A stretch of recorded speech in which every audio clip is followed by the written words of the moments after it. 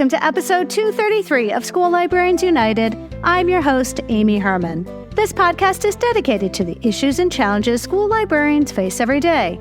As a school librarian with 16 years of experience, I knew I wanted a podcast which addressed the nuts and bolts of running a successful library program. I don't claim to have the answers, but I hope that this is a platform to share resources and exchange ideas. Now is a perfect time to mention that all the ideas and opinions expressed in this podcast by myself, my interview guests, and listeners who reach out to the podcast are our own and do not reflect those of our school districts. When incorporating research, I always make sure to cite my sources. So whether you are a novice or a veteran school librarian, this podcast has something for you. It is worth mentioning today that this episode is the direct response to all the recent buzz on the various library Facebook groups about the orientations we offer to our classes at the beginning of the school year. As with any episode shared out on this podcast, it is in no way meant to be a one-stop shop solution to everyone's questions and problems. Rather, a conversation between two school librarians in which we share past experiences, perspectives, strategies, and resources from which you, the listener, can hopefully benefit in some way. I'd like to extend a very special welcome this week to listeners Lisa in California, Carrie in Florida, Valerie in Connecticut, Andrea in Illinois, Jacqueline in Indiana, Carrie in Michigan, and Heidi in Oregon. I welcome you and all listeners to reach out with your feedback and episode suggestions. You can reach me either on Facebook. On Twitter, my handle is @LMS_United, or the email address, schoollibrariansunited@gmail.com. If you include your mailing address, I'll be sure to send you a podcast sticker. Be sure to listen to episode 224, where I announce a new sponsorship with Literati Book Fairs. And now is a chance to hear from one of Literati's book fair veterans, Caroline Carr. Caroline Carr, welcome back to the podcast. Good to be here. So, Caroline, we've established you've been a loyal Literati customer for at least a year and a half now.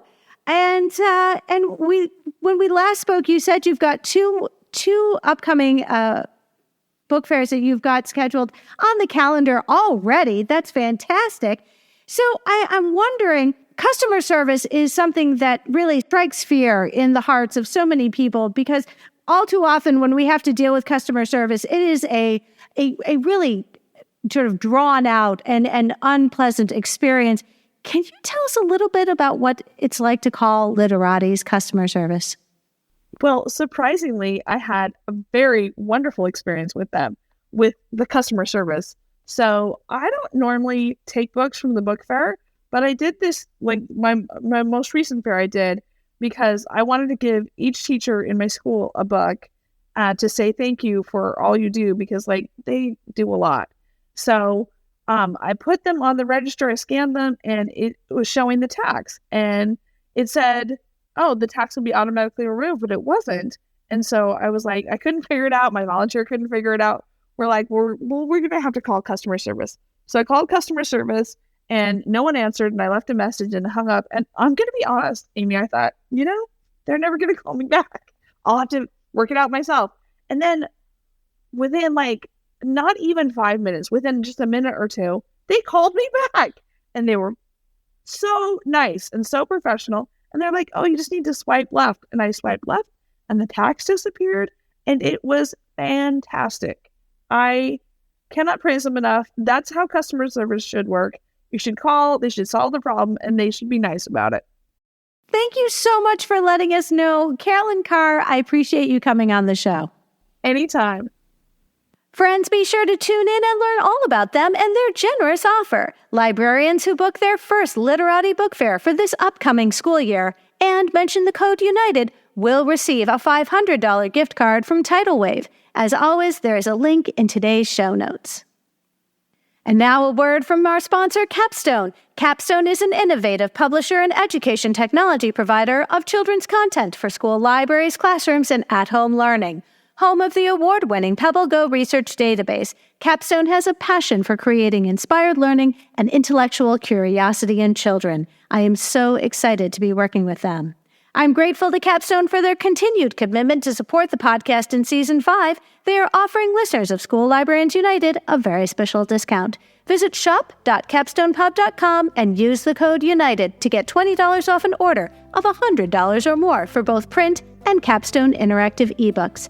That's code UNITED for $20 off an order of $100 or more for both print and ebooks on shop.capstonepub.com. And now for our episode, Library Orientation, and my conversation with Diana Rendina.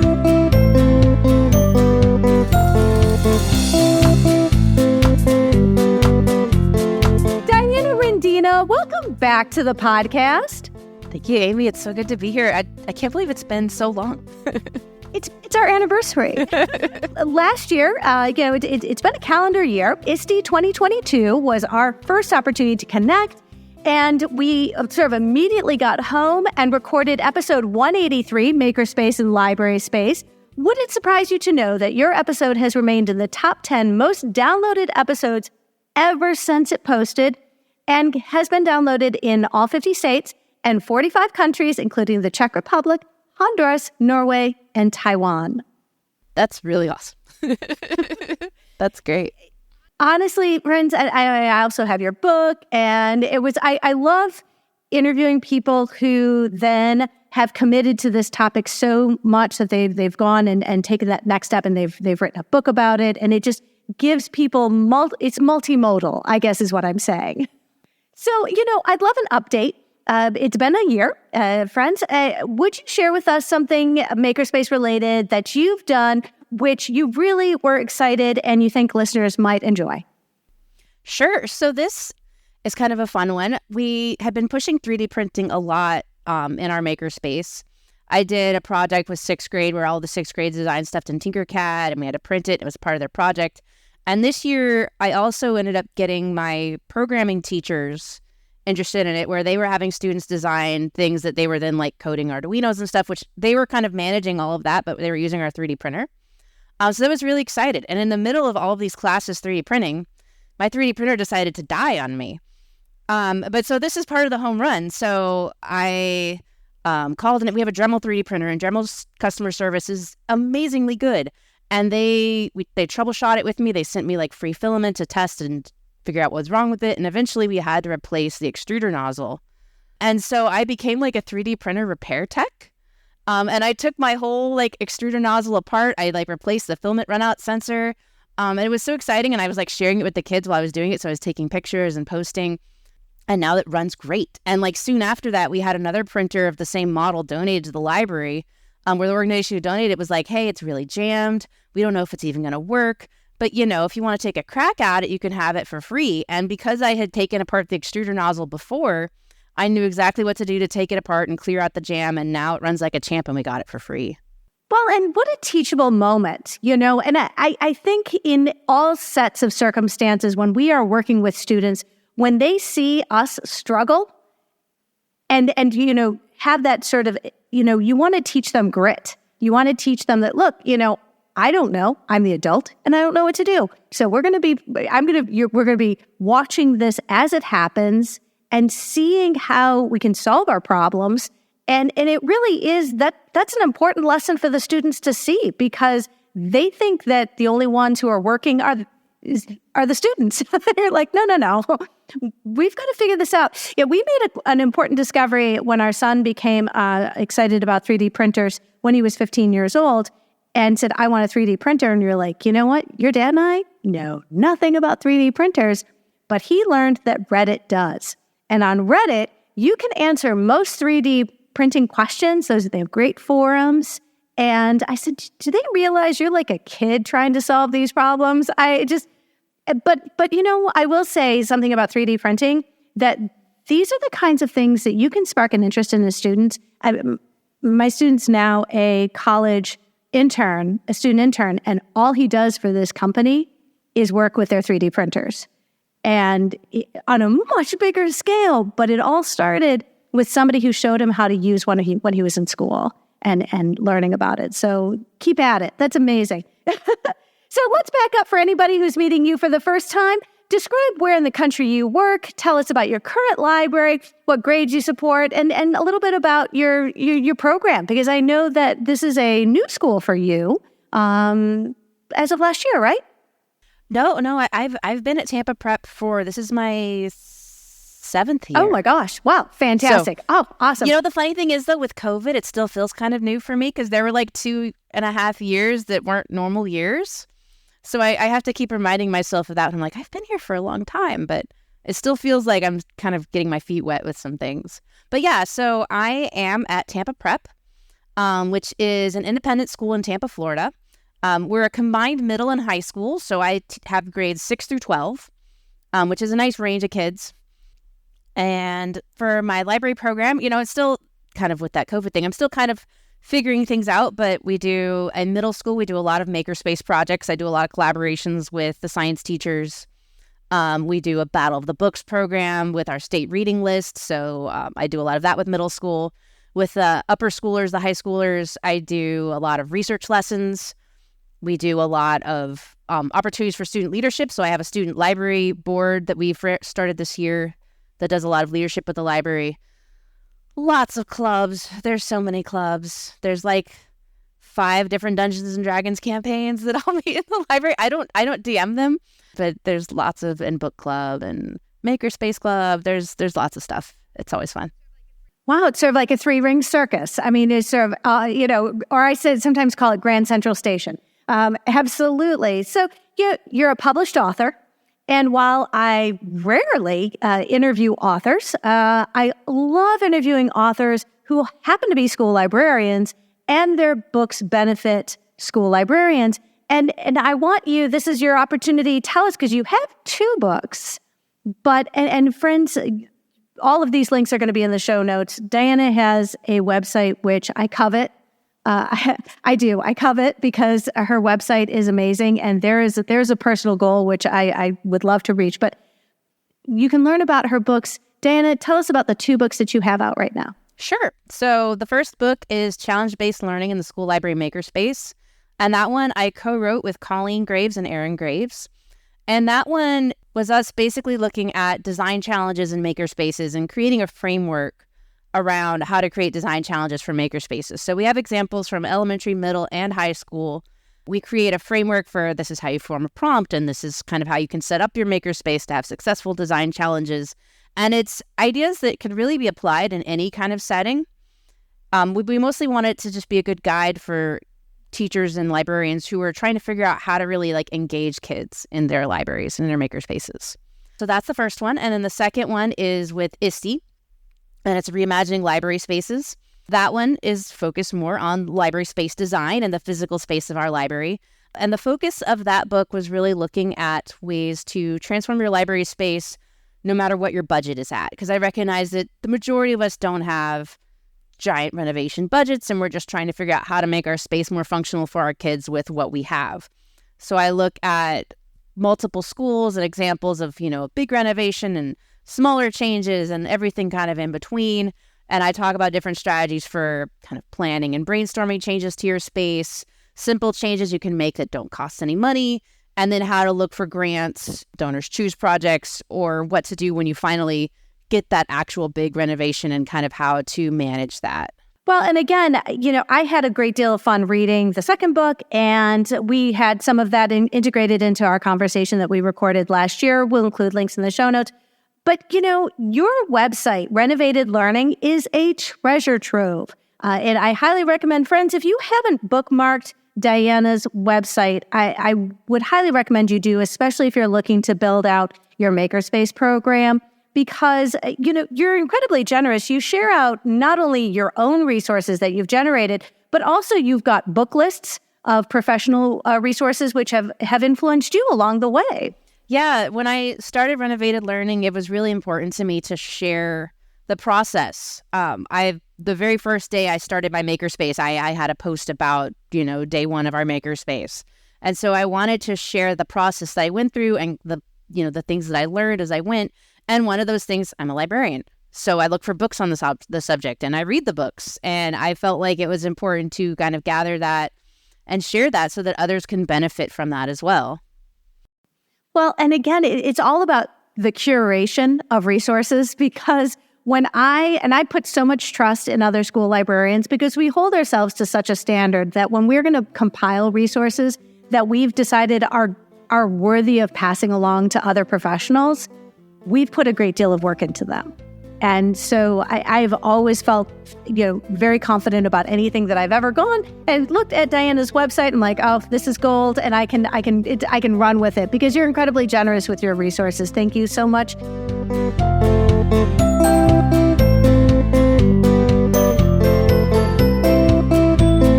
Library Facebook is a fantastic way to get a pulse of what is currently on school librarians' minds.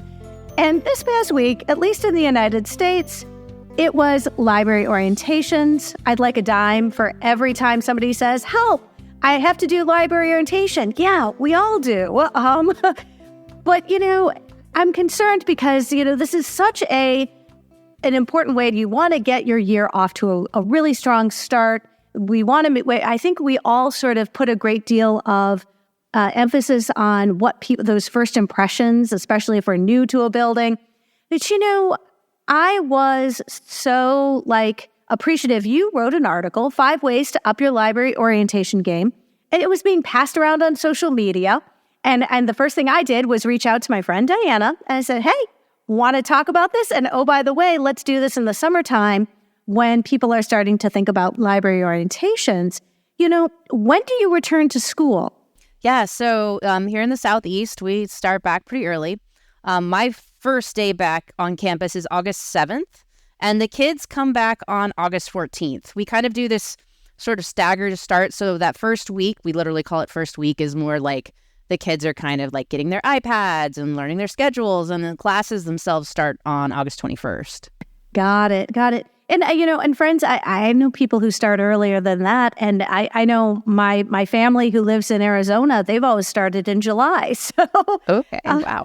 Well, and for our friends who are in Australia and New Zealand, I'm thinking these are strategies you can include when your school year starts at the end of January. So let's be inclusive of those whose school years do not start in say in August and September, but rather in January.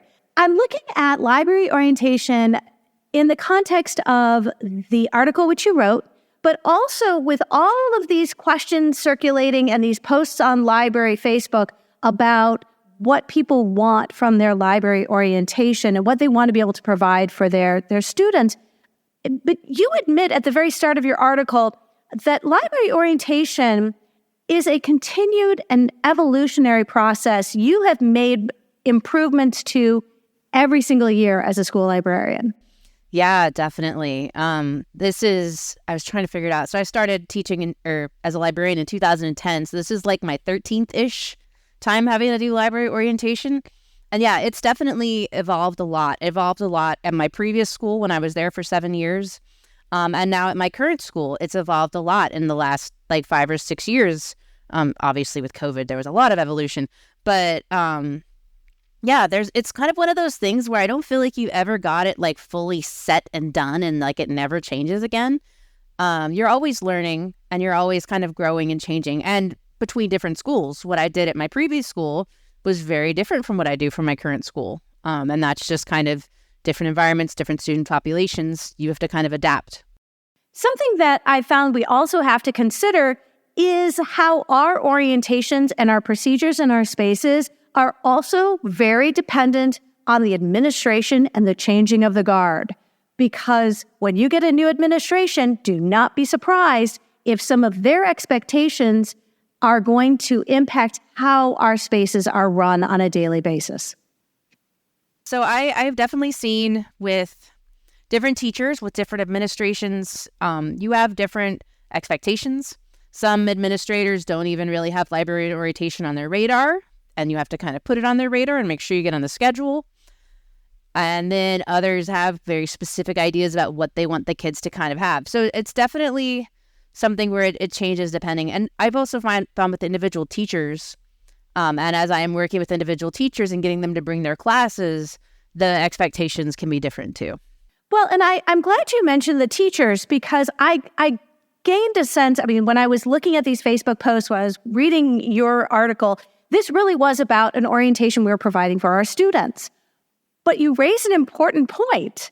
Our teachers need to be given that sort of guidelines for how our space works. It is. I think it's cliche, but it's the biggest classroom in the school, and it's being used by everybody all the time. And I think, having some time during that opening meeting, being able to secure an opportunity, if you can, I think I asked for 15 minutes once, and for some people that's too high a bar. If we can secure some time to be able to convey to our peers what kinds of expectations we have, especially, and I don't know about your school district, but something that has never happened until recently, and especially attributed to this, teacher shortage, is teacher turnover. So my building in the past 2 years has experienced an almost 50% turnover of staff, which means we cannot assume that just a handful of teachers are going to need some of this instruction on how to use and access our space. But rather, it's beneficial for the whole group to hear, especially if it goes hands in hand with a changing of your administration. Yeah, absolutely. One of the things I like to say in my Makerspace presentations is there's no such thing as a one-size-fits-all Makerspace. And I think the same thing could fit with orientations, is there's no such thing as a one-size-fits-all library orientation. And honestly, that was part of, for me, evolving my orientation. That was one of the things that held me back, is I saw these posts of these super cool scavenger hunts and these really cool orientation programs and breakout boxes. And I was like, I don't even know, it's August and orientation's next week. I'm just going to do what I did last year. And because I was kind of hung up on this idea that I needed to make my orientation look exactly like those other ones, I just wasn't evolving it. And once I got to the point where I realized I could just take elements and pieces and fit it in and make it my own and make it work in the way that it works with my space and with, the size of the orientations that I'm doing, that was when I was able to really evolve my orientation and get it to be a lot more effective and a lot more fun for my students. I think we're always looking for easy solutions. We're not lazy, but we just know that if somebody else has created something out there, wouldn't it be great if we could just sort of drag and drop and implement it into our space? Here's my Google folder on orientations, and here you go. Use it accordingly.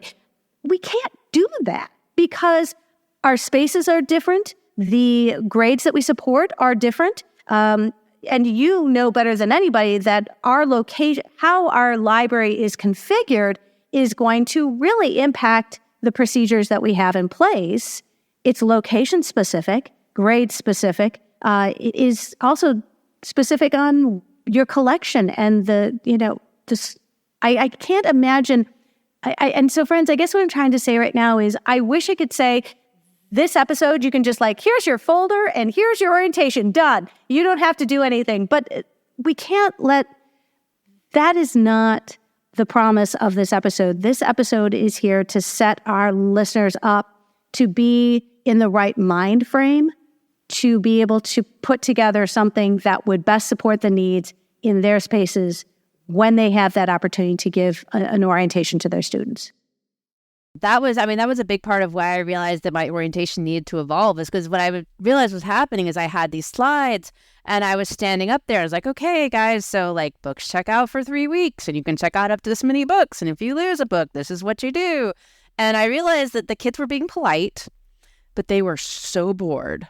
And they were just sitting there listening, going okay, when are we done with this part so we can go check out a book? And then I want to go to lunch, and who am I going to sit at lunch with? And they just weren't engaged. And it wasn't fun for me either, because I'm sitting here going I'm talking for an hour and this is a long time to talk. And so that was the point where I started realizing I needed to find ways to get the kids to interact more.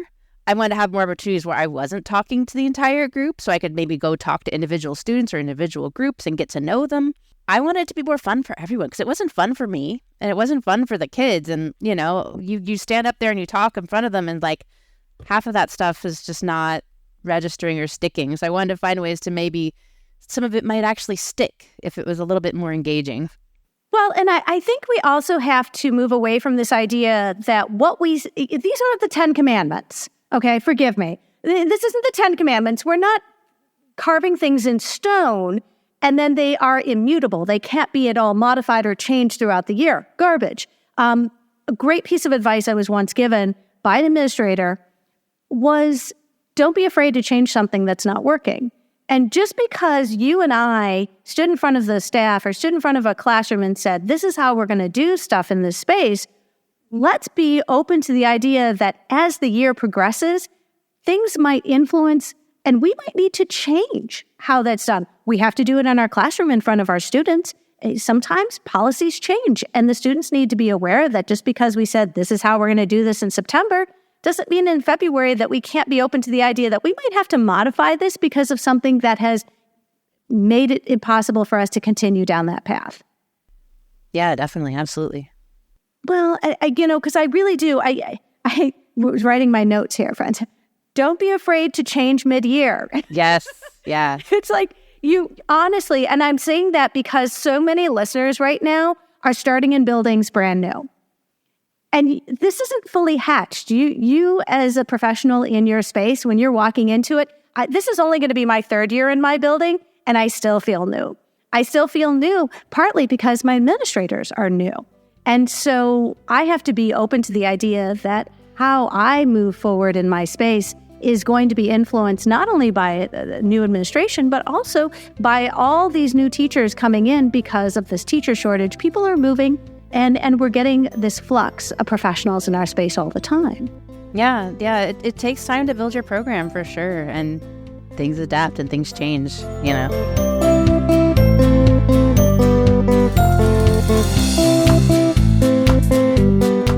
Friends, I highly recommend you take a look at Diana's article. It is in the show notes along with her amazing website and her books. You said something very telling and in your article, and that is, quote, I always felt like I was talking too much, end quote.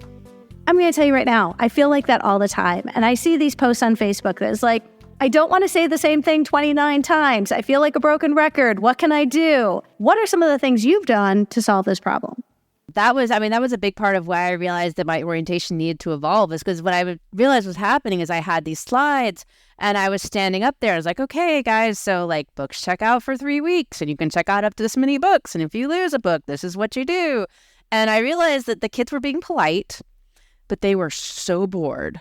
And they were just sitting there listening, going like, okay, like when are we done with this part so we can go check out a book? And then like, I want to go to lunch and who am I going to sit at lunch with? And they just weren't engaged. And it wasn't fun for me either because I'm sitting here going like, I'm talking for an hour and this is a long time to talk. And so that was the point where I started realizing I needed to find ways to get the kids to interact more. I wanted to have more opportunities where I wasn't talking to the entire group so I could maybe go talk to individual students or individual groups and get to know them. I wanted it to be more fun for everyone because it wasn't fun for me and it wasn't fun for the kids. And, you stand up there and you talk in front of them and like half of that stuff is just not registering or sticking. So I wanted to find ways to maybe some of it might actually stick if it was a little bit more engaging. And your article, and we're going to talk about some of these ways that you can, definitely make these things more engaging. Now is a good time to acknowledge that our library orientations should consider which students are hearing this information for the first time, as opposed to students who are hearing this, say, you've got older students, the returning students. You teach, grades 6 through 12. So presumably what you talk about with your incoming 6th graders is not something that you're going to be sharing with your 12th graders. Right. Yeah. So the way that it currently runs at my school is I do orientation with all the middle school grades because those are the ones we usually have the most new students, 6th, 7th, and 8th. And even with the 7th and 8th graders, a lot of them are returning. So sometimes I can truncate that orientation a bit. And then with 9th grade, I do a different sort of orientation where instead of having a large group, I go into the individual classes. And we have a 9th grade class called Transitions, which is kind of this, transitioning from middle school to high school and learning skills for high school. And so I do a research project with those kids. And so I go into all of those classes and I incorporate a little mini orientation in with the research lesson. And what I found works really well for that is I do the Kahoot quiz. I do a version of the Kahoot quiz for the upper schoolers where they're still getting the vital information. Here's the hours the library is open, here's how many books you can check out. But it's fun because they all love Kahoot. Like it's a universal thing. Like every kid loves Kahoot. And it gets that information in a fun way without it being like, okay, I'm going to stand in front of you during a class meeting and list off all of these things, and you're just going to be bored and checking your Instagram and not really like paying attention. With the upper grades, with the 10th, 11th, and 12th graders, I don't really do orientations because most of those kids are returning. But I do like talk when we have the new student meetings at the beginning of the year. I go and just like introduce myself.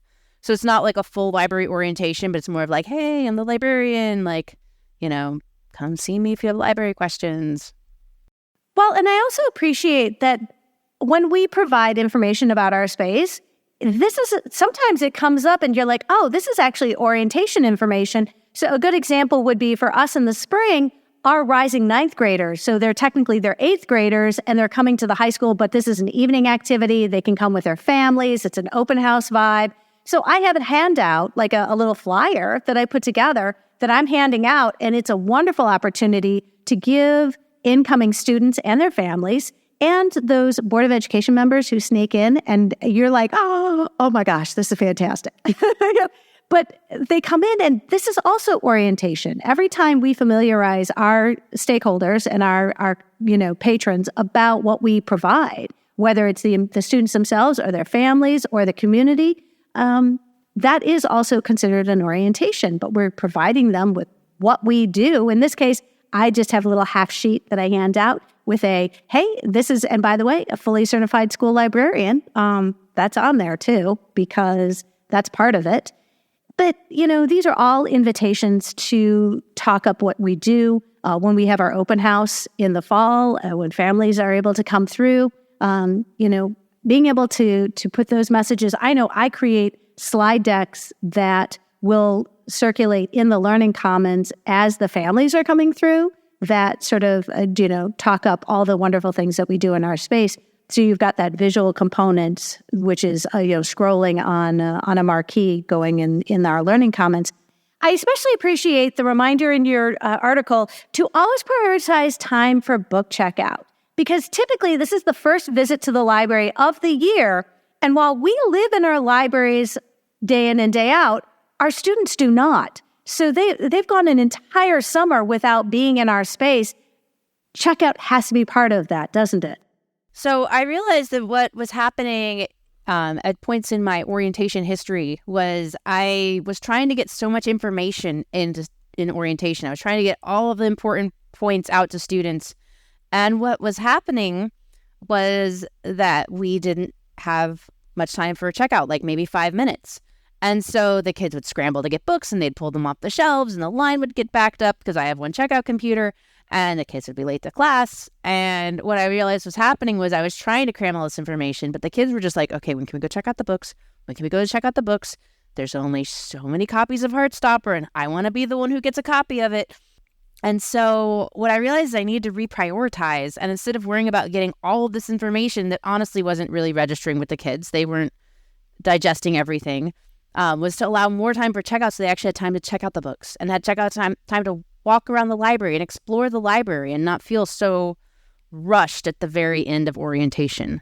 I love that you say that. And in my head, I'm remembering, especially when I taught littles, and we did a recent episode on teaching preschoolers, the idea of books getting checked out and leaving with the students, we really don't rush that because the understanding of how we treat books and book care and all of that really isn't something that we've had an opportunity to go through in the first, sometimes those books don't start going home until October or November.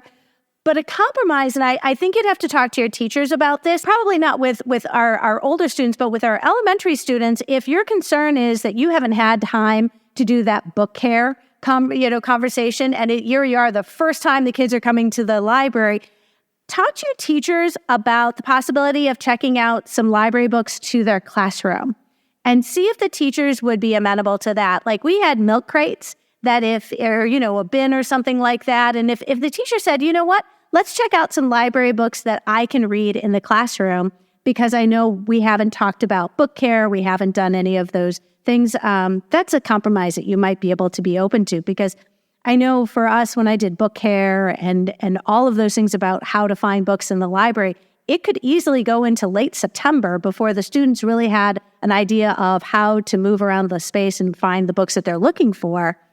But you might be open to that compromise. Like, you know what? Check out a basket full of books to the teachers that the students have had a hand in picking out. Because the older students these are more confident readers. They're probably going to have a better way navigating our spaces. But our littles, you might have to come up with a stopgap to allow books to go into the classroom before your students are ready to do those book checkouts.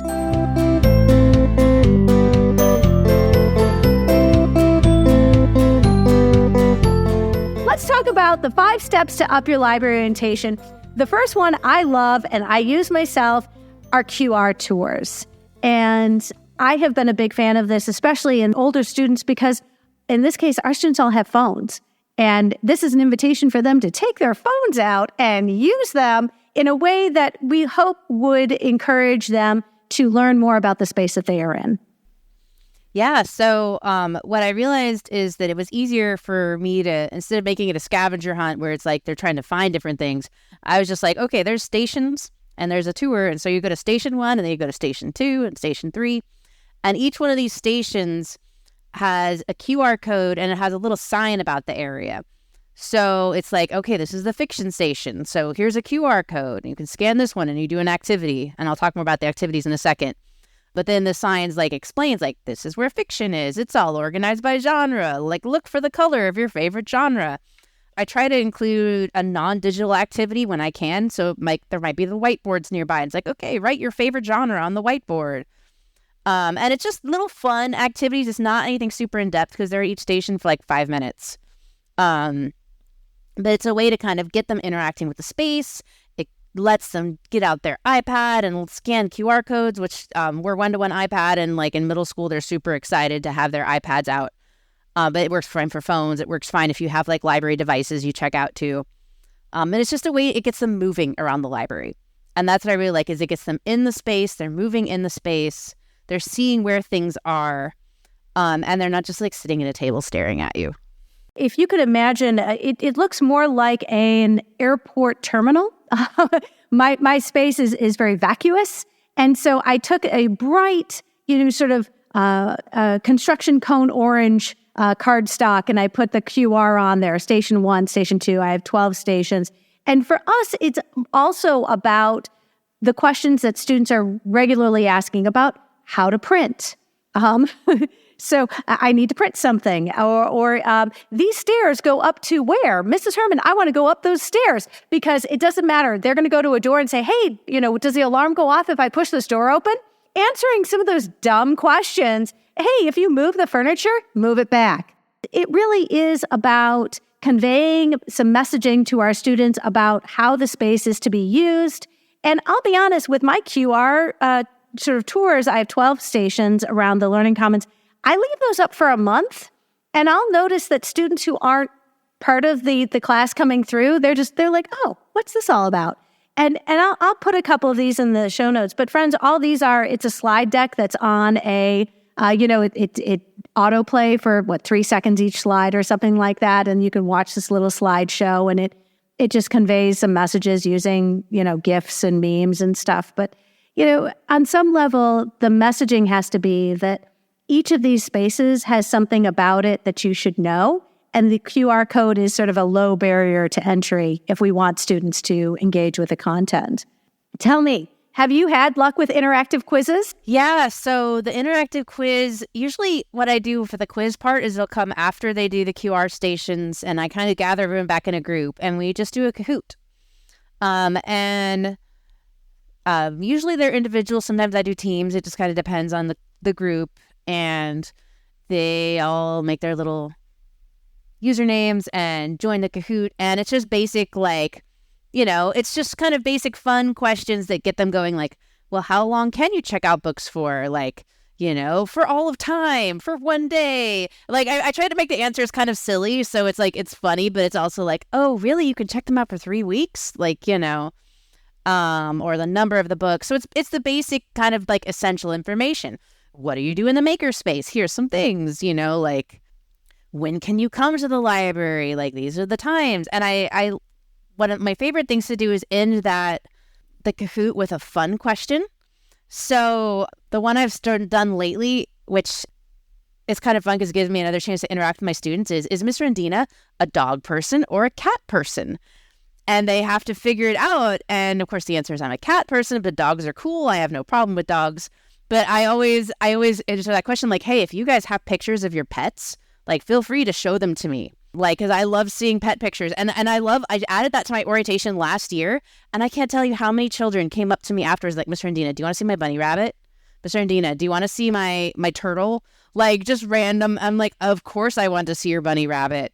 And it gave kids a way to interact with me and to start an interaction that was a little more approachable for them. So kids that might have been a little shy about asking a question like about Battle of the Books or about checking out a book or something like that, they'd be like, hey, Mr. Rendina, do you want to see my puppy?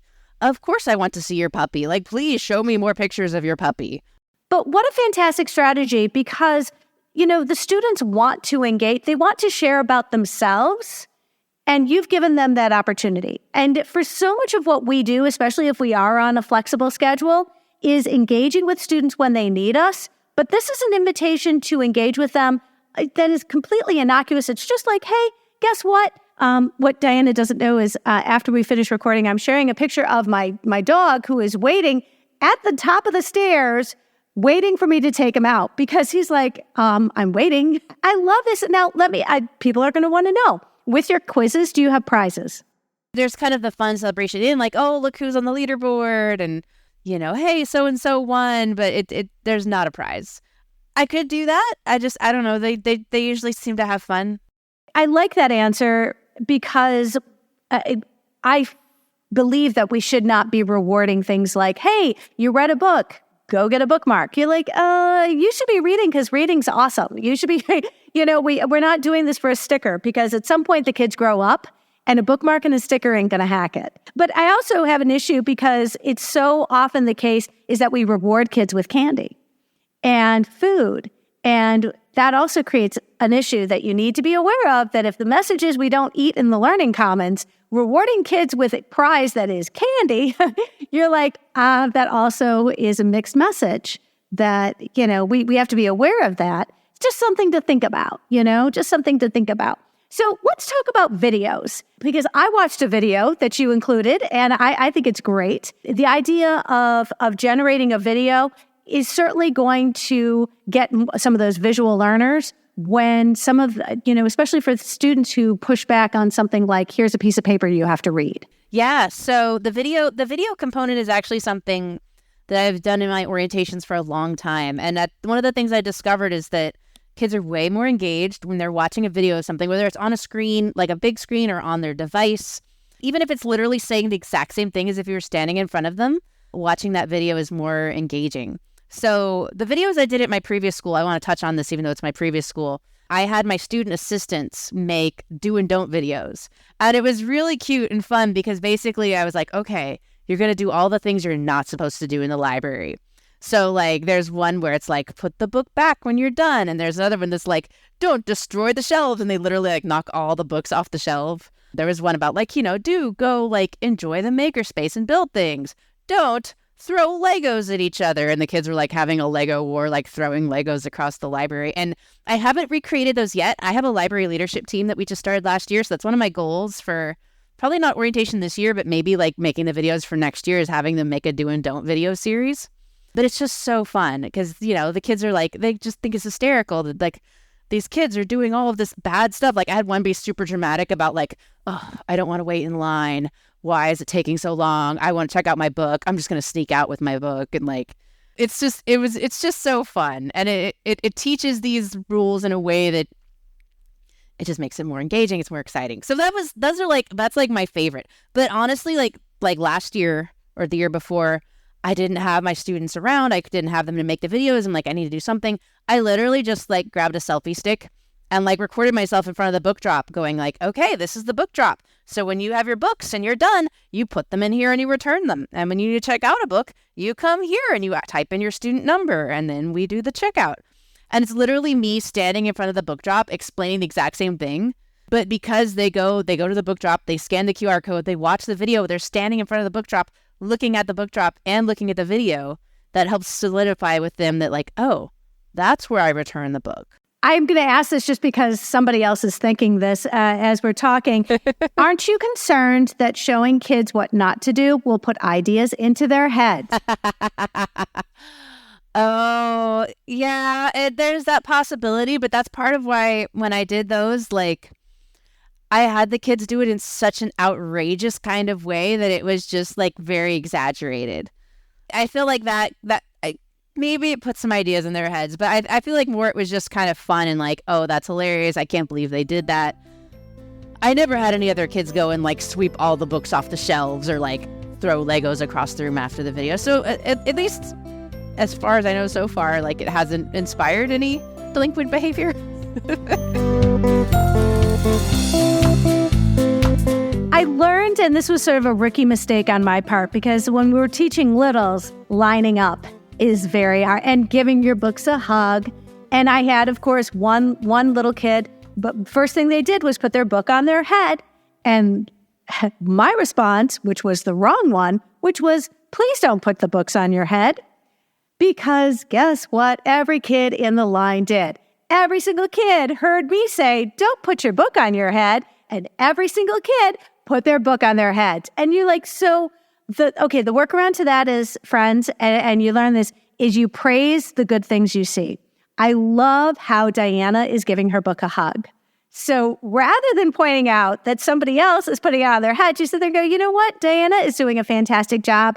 I think she is showing everybody how to give their books a hug. That was like, that is your workaround. But yes, I always was a little worried because when we got to things like book care, showing kids books that had been destroyed might somehow encourage them to, like, wait, why would you draw in a book? Oh, you can draw in a book? No, you can't draw in a book, but somebody did draw in a book. No, again, you have to know your audience. I mean, this is where you're going to hit that nuance is going to come. The more familiar you become with your building, the more familiar you become with your students, you're going to appreciate at some point sarcasm kicks in, but with your real littles, sarcasm is goes way over their heads. You got to be real careful with our littles, because I told them we do not throw books like Frisbees. Guess what happened? They were throwing their books like Frisbees. I'm like, yeah, 6th grade too. 6th grade sarcasm like goes like that used to be a running joke of like, how many books in the library has Miss Rendina read? And I had to take that question off because when I said like, oh, I've read all of them, they believed me. They're like, Miss Rendina, how long did that take you? I'm like, and I realized like, oh, right. Like, you don't understand sarcasm yet. I can't joke about having read every single book in the library.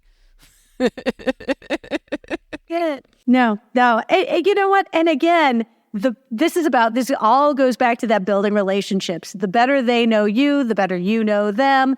It's always a work in progress. And forgive me, friends, but that applies to library orientations. When it comes to creating a library orientation, nobody's going to give you a Google Drive and just say, here you go, done, you're set, move on to the next challenge. And that is going to be, your library orientation is sort of, it is something that isn't fully hatched. It isn't fully formed. It evolves. I love the idea of using videos because, again, you're tapping that it's multimodal. They're going to hear things. They're going to see things. And it's going to connect with users who might not necessarily want to read a great deal, but appreciate getting that information a different way. And I love the idea of using students to convey that information, because students can envision themselves in that better if you're using like older students to model these behaviors or misbehaviors. But, I also appreciate using videos to convey something that you would otherwise have to repeat to every single class.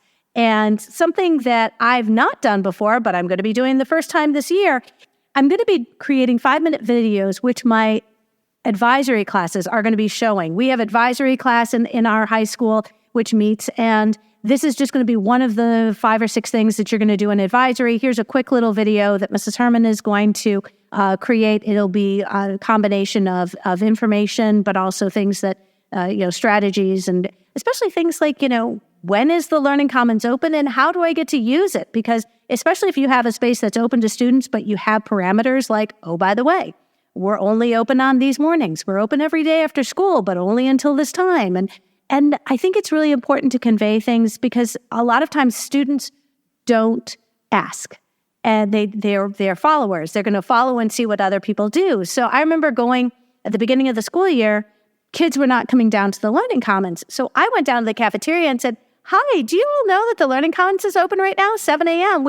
You're welcome to come on down." And these kids looked at me like, "What's she talking about?" So I need to do a better job. And this next year, those videos are going to be hopefully played by the teachers in advisory. "Hey, everybody, we've got a quick video from Mrs. Herman. Let's take a look." And that's something that I'm hoping to do because I just clearly wasn't getting across to the kids last year.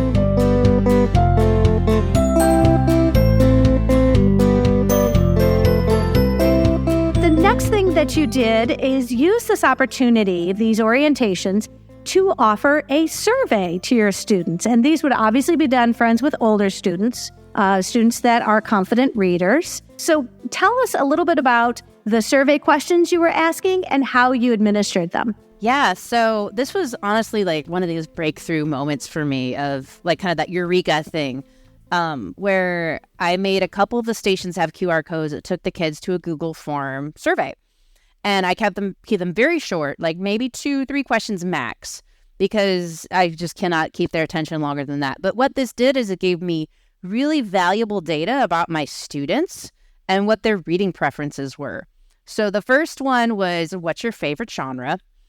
Which is great because then that lets me know, like, oh, I have a lot of fantasy readers this year. I need to buy more fantasy. Or there's a lot of mystery readers, so maybe I need to emphasize that in my collection development.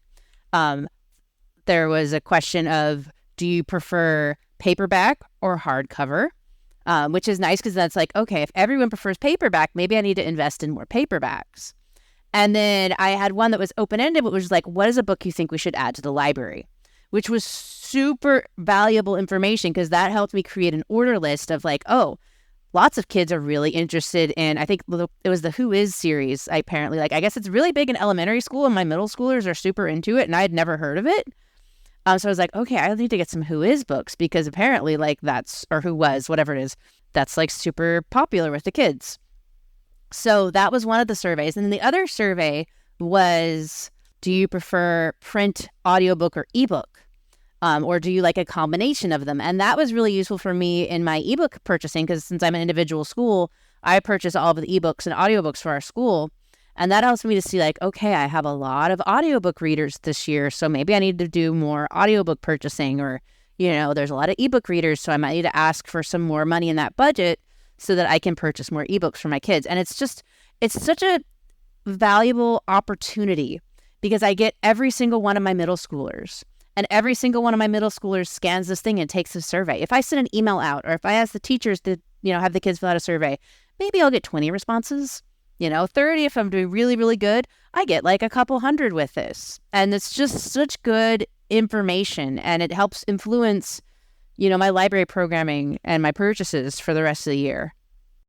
So I guess that answers my next question, that this information that you are gleaning from this, you're not then turning around and sharing. When you guys come back and you're getting ready to check out books, you're not going to be like, and by the way, the top, you're not revealing these results to your students. This is stuff that you are going to be taking in and putting and applying to your collection and your purchasing moving forward. Got it. All right. I love this next idea. It is an important reminder. Focus on what is important. This is the first, but not the only time that you are going to ever talk to your students about library orientation and your expectations when you're in this space. Yeah, I think that was one of the big realizations for me, is that like, this is my introduction. This is my introduction of myself, and this is my introduction of the library space. It's like, there's a lot of important things. Like, I'd love for them to know how to use the databases, and I'd love for them to learn how to like Google search properly, or to know how to check out ebooks, or how to place a hold. But I don't need to hit all of those things for them to know me and for them to know my space. So really the orientation, my goal is, does this feel approachable? Does this feel like a space that I'm welcome in? I don't want to be like, here's my list of rules and all the things you can't do. I want to focus on, here's all the things you get to do, and here's why do you want to come to this space. And I'll get all the other stuff later. I'll cover all the important details about Battle of the Books and ebooks and all that stuff, at a later time. I'm going to see them again. Can I just selfishly say that one of the wonderful things about the beginning of the year. And this is also an opportunity to educate the teachers who are coming in with the classes. And never miss an opportunity to advocate for who you are and what you can do for them in this space. And so a lot of times the messaging that I'm giving to my students, I know is also being taken in by the teachers who are also coming in with those students. And when I introduce myself, hi, my name is Mrs. Herman. I am a librarian. I am a teacher who went to library school. And I mean, I'm telling you right now, there are teachers who did not realize that I'm a librarian. There are teachers who did not realize you can get a degree from a library school. And again, this is an advocacy opportunity. Never miss out on an opportunity. I always introduce myself. I give my credentials because I think it is vitally important that the students realize when we're in this space, you're being supported by somebody who is, in my case, a certified school librarian. Which may not have been the case from the school they came from previously, at least not in my district. So I hate to say it, but unfortunately, all too often, especially the spaces here in Michigan, are being staffed by people who are not certified school librarians, and so I take this as an opportunity to advocate for myself and the job that I'm doing. And I apologize to anybody who does not believe that share that same view, but in a state like Michigan, where our jobs are always on the chopping block, I feel I need to. I love this last reminder. Do not let perfect be the enemy of the good. I know that you and I did not invent that concept, but I should cross-stitch it on a pillow. It is such an important reminder. We cannot sit there and belabor the fact that whatever we put together is not in some way going to be revised and updated either during the day, at the end of the day, or next year, or a year from now. It's always going to be a work in progress. Yeah, I mean, I think that is one of those things that held me back for a long time as I was like, I'm not going to have the perfect scavenger hunt, or I'm not going to, I don't have a breakout box, so I can't do the orientation like someone so did it. Or even with this orientation, it was like, this video looks terrible. It's literally just me holding my phone out in front of the book drop. And honestly, and that was part of why I wrote this post, is because even with, my first version of this orientation, I still didn't really feel like it was perfect. But I realized that, maybe this can help other people, and maybe this can help people see like, oh, my orientation doesn't have to be perfect. I can still improve it without it being like the most fantastic, wonderful, everything is sunshine and roses. All the kids go home happy with books and like return to the library every day for the rest of the school year. Like, it doesn't have to be perfect. You can still have a great orientation without having every single duck in a row. Sometimes the Wi-Fi goes out. Like one year, YouTube decided not work. The first year I did it, I had a QR code to our Instagram stories. And apparently you can't actually look at that if you don't have an Instagram account. So none of the kids could see it. So, you learn from it. And that's part of the joy of being in education. Well, and again, an opportunity for the students to realize that, like them, we are working through these opportunities for us to improve all the time. This is teachable moments. Diana Rendina, you are always part of my PLN. I am so grateful that you and I connected last year. So grateful you made time out of your summer, because as listeners know, just because I want to record in the summer doesn't mean the school librarians are around to do it. So thank you so much for taking time out of your summer to share with us. I know there are a lot of librarians right now being able to put this task in context and realize it doesn't have to be perfect, that anything we do is going to be beneficial for our students and our staff. Let listeners know, how can we find you on social media? So on Twitter, I'm at Diana L. Rendina, and I'm still pretty active on there. I did make a Threads account too, so if people are over on Threads and that becomes the new thing, it's the same handle, at Diana L. Rendina. And then I also post on Instagram a lot. I have a school Instagram account at tprep, P-R-E-P, library. And that's kind of the main one that I post library-related things. So it's mostly geared towards my students and my community, but I have a lot of librarians that follow, and so there's a lot of great stuff on there. Fantastic. I hope you have a great rest of the summer. Thank you so much for joining us today. Yeah, thank you for having me. This was great.